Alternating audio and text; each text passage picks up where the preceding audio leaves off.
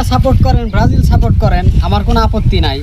আপনারা এমন যেন না হয় সাপোর্ট করতে গিয়ে আপনাদের মারামারি যেন না হয়, কোনো হানাহানি যেন না হয়, দলে দলে যেন আবল তাবল কোনো কাজ না হয়। খেলার দরকার, দেখার দরকার, খেলা দেখবেন। আপনার সাপোর্ট ভালো লাগে, নেইমারকে ভালো লাগে, আপনি নেইমারকে সাপোর্ট করবেন। আর মেসিকে ভালো লাগে, আপনি মেসিকে সাপোর্ট করবেন। তো ভাই, আমার একটা আপত্তি থাকলো, আপনারা মারামারি করবেন না, আপনারা চুপ করে খেলা দেখবেন।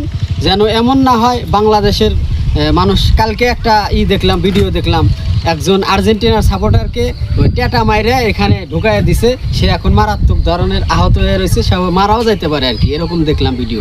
তো আমি বলতেছি আপনারা খেলা দেখেন, আপনার ভালো লাগে খেলা, ভালো লাগে খেলা দেখবেন।